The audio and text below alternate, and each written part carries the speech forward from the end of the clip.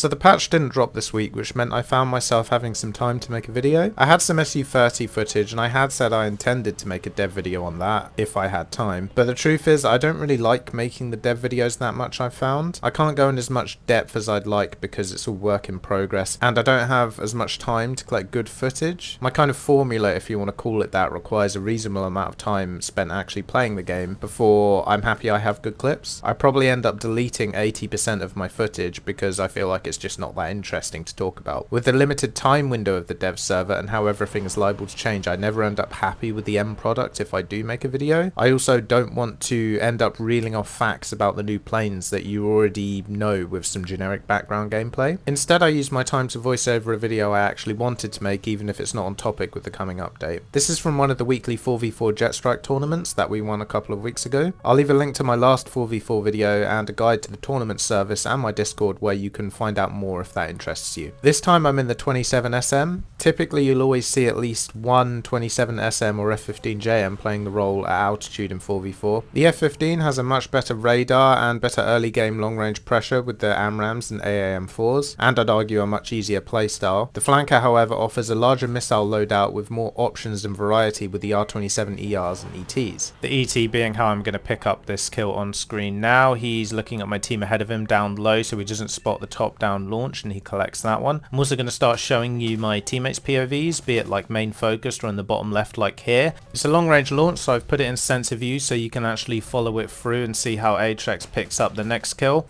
And similar to how we played this map when I was flying the F-15 in my last 4v4 video, we're just gradually pushing round, staying clear of the volcano, letting them come into us as we move around to take their home capture. You're going to see here someone's going to come over the top of the mountain, and because we got the numerical advantage now, don't need to take risks. So I'm using my TWS now, just trying to spot him as he crests the mountain, but I don't get a lock as he does and he gets the missile on me first. Now I'm not going for a launcher even though I might have had time, because as you can see in the bottom left, AtreX had an aspect to get a shot. He's not under threat. There's no need for me to expose myself to his missile when my teammates can get the launches off. You know, we don't want to throw lives away and give up that numerical advantage we've built up at this point in the match. You know, you want to try and stay disciplined throughout the entire match, and now they're down to the last guy and we're just going to clean this game up and move into game 2.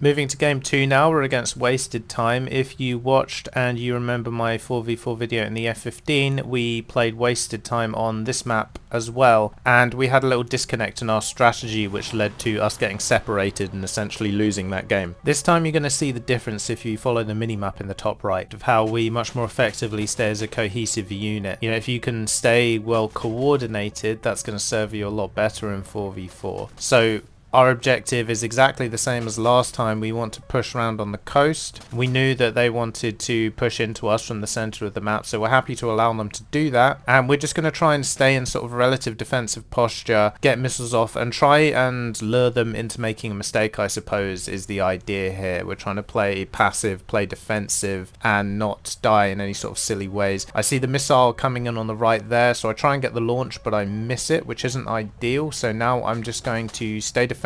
I'm going to wait until I feel like I've got a good opportunity to turn in, which happens now. I'm using my HMD now. I'm looking for their dots in the sky using my HMD rather than TWS because, you know, the TWS isn't that reliable on the flanker. So if I know where they are, I'm going to try and recommit with HMD instead. Sabazis is going to go engage that Mirage down there. I'm also going to get an R-77 off to try and put some pressure on, make his life a bit more difficult. I've got Biscuit's POV in the bottom left. He's going to take out a Mirage down low, and then he's going to try and support me with these two F-15s. We've lost AtreX in the meantime, and it's allegedly been fixed now, but you're going to see shortly one of these F-15s is going to die to a missile from AtreX, which when we looked at it on replays, it looked like it suffered from the invisible missile bug at the time. That has apparently been fixed now, and I haven't had it since, but we did get a bit of good fortune there in this game. Sometimes the bugs work against you, sometimes they work in your favor. That's just the nature of War Thunder, really. I'm now now going to start pushing the last F-15. I've got no Fox 3s left, so I need to get close, and I know Biscuit's coming in below me, so I'm just going to make myself a difficult target and just lead him into this turn so Biscuit can come in and clean up this kill for me. Meanwhile, Sabazis is going to win his 1v1 with the Mirage over the other side of the map now, and we're going to win the game. I'll just show you his POV of that fight just to round off this one.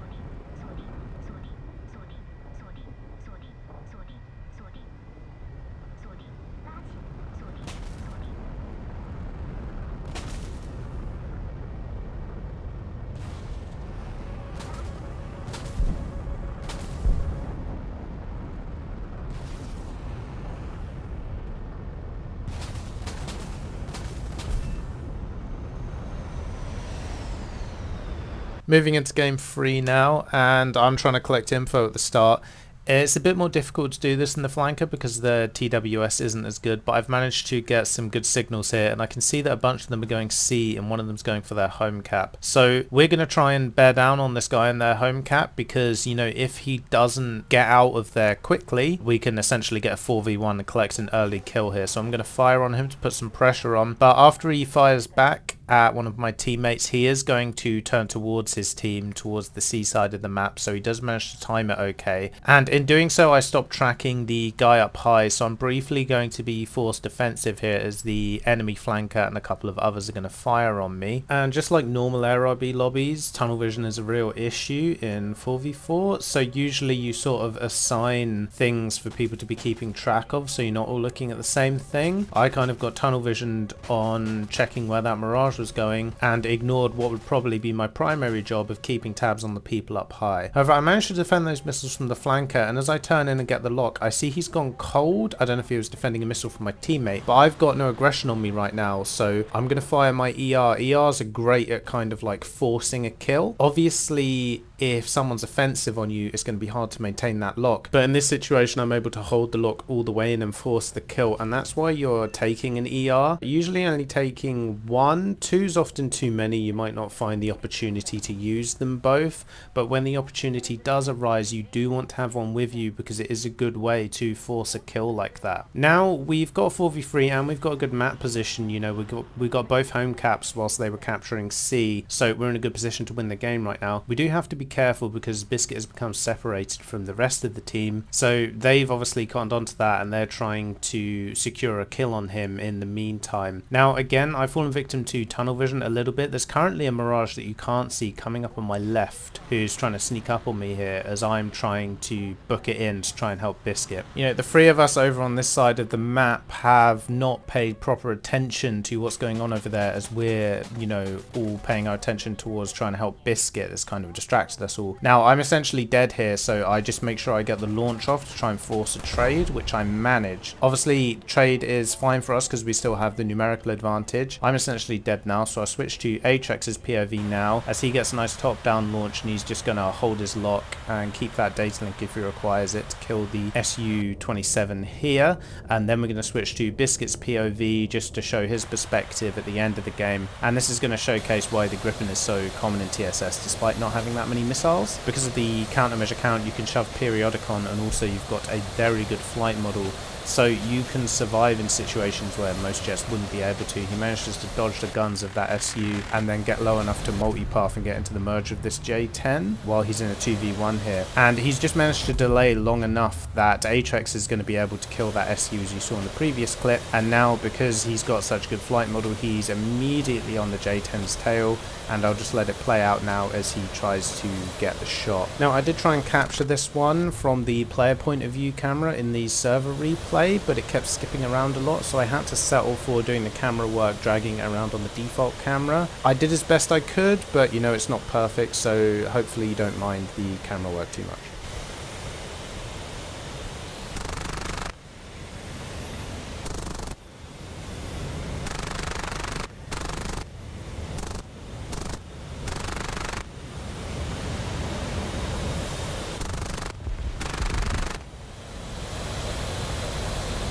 Now, on the topic of Grippins, the team we're against now, we saw from the lobby before the game, are running 4 Grippins, which is a very aggressive composition. They're also basically a couple of the exotic guys, so if you don't know who they are, they've won a bunch of major tournaments over the years. They don't play as much Fox 3 these days, and the fact they're playing 4 Grippins tells us they're probably going to want to push in aggressively, they're probably going to want to use multipath, and if they get into like a furball sort of dogfight with us, we're probably losing that fight, so it's important for us to stay disciplined. We're going to try and avoid forcing the fight out here over the flat desert, because you know, if we take a fight there, it's a lot easier to multipath, and there's a lot higher chance that they're going to force us into a fight that we don't want to take, basically. So we've taken our home cap and we're just trying to fly a sort of holding pattern over here, let them come into us and try and force them to, you know, because aggressive plays are quite risky, and if you try and push a team aggressively who are flying quite passively, you do run the risk of losing a few people as you come in, and you're going to see that shortly. So for now, we have identified that 2 of them are kind of pushing in central,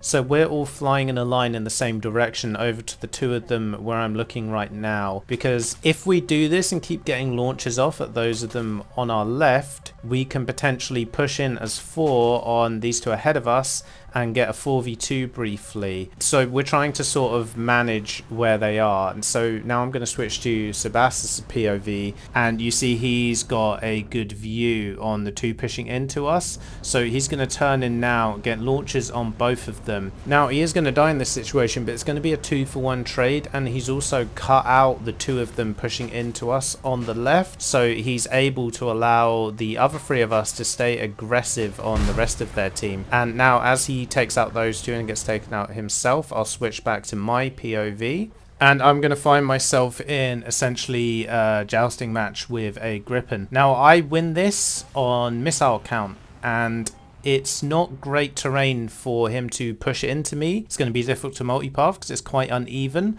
So my objective here is to just keep it in this kind of fight, because if he does manage to push into the merge, I'm in a flanker, he's in a Grippin. I also know AVReS is a much better duelist than me. So if he manages to get into the merge, I'm probably going to be dead. I managed to keep a good defensive posture there, and in the end he's forced into making a mistake because the rest of my team is showing up as well, and now we're down to a 3v1. I will cut ahead slightly and switch to Biscuit's POV as he's going to get the last kill. I'm just going to be flaring off a couple of 9Ms shot my way in the bottom left corner. And the final Grippin, he's going to be left with no Fox 3s and no IRs, and Biscuit's got his tail, so it's just a matter of time of waiting for the shot to line up and finishing off the game.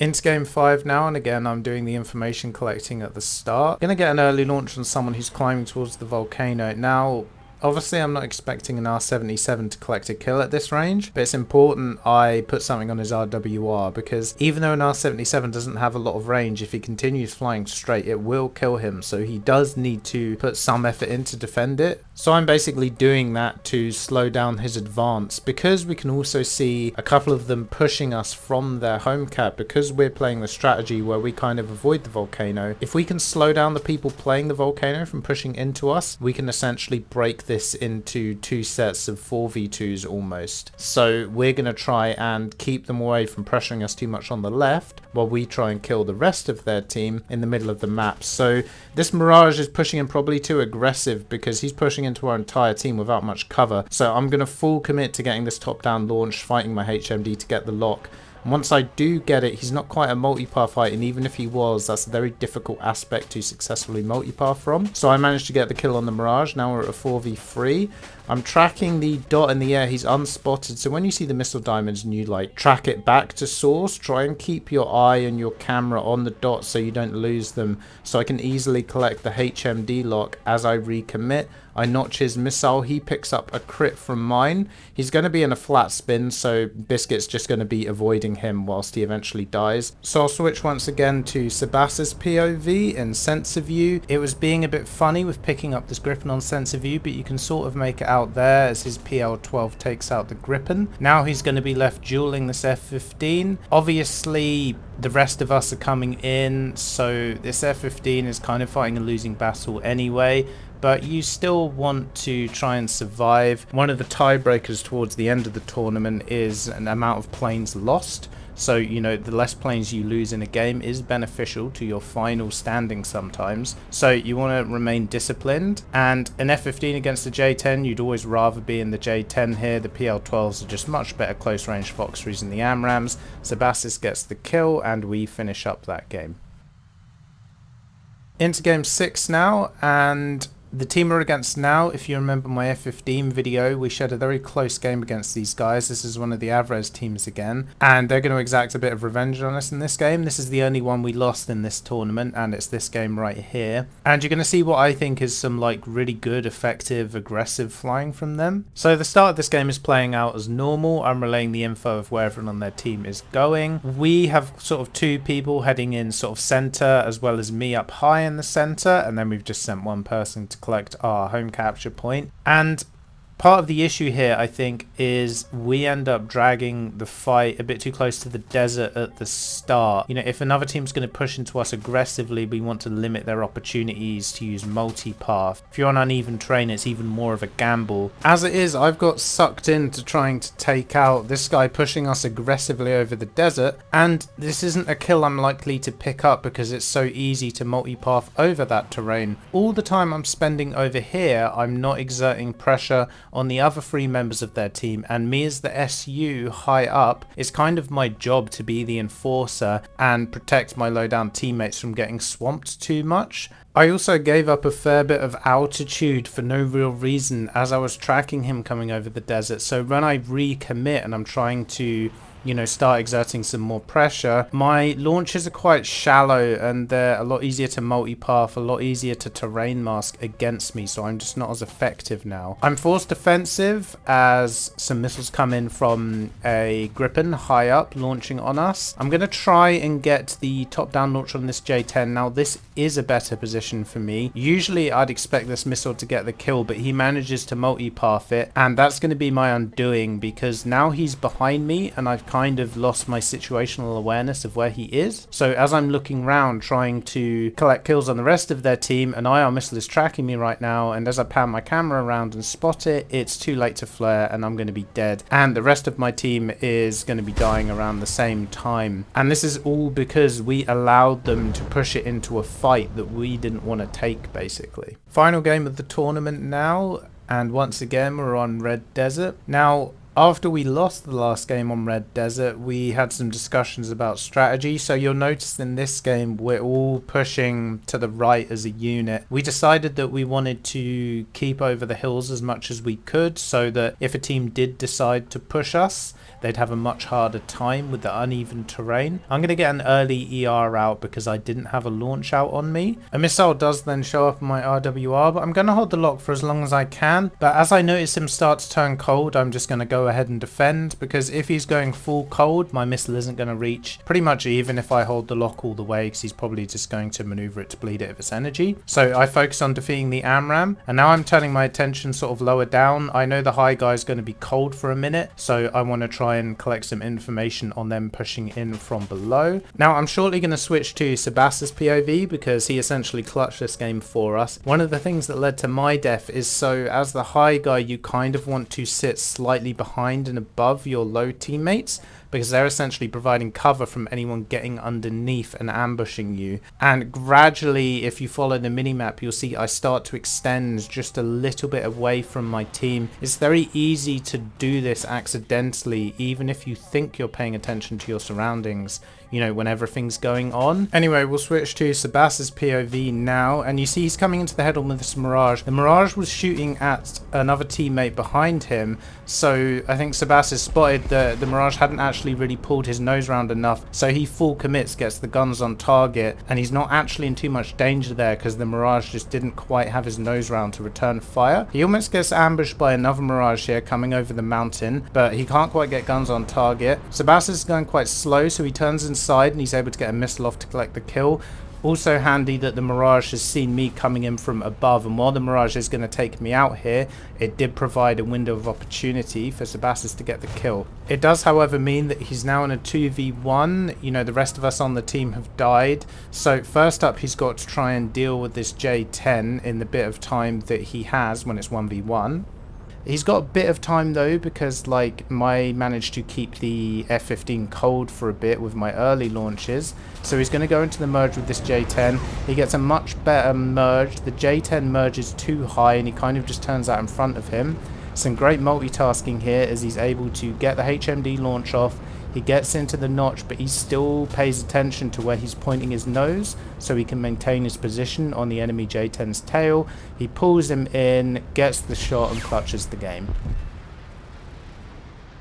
And that was it for this one. I'll give you one more 4v4 clip from a separate tournament for the outro. Final record was 6 wins and 1 loss. Wasted Time finished with the same record as us. They also had the same tiebreak coefficient, which is basically calculated from the points of all the teams you played. However, you remember what I said in the video about being disciplined and not getting unnecessary deaths?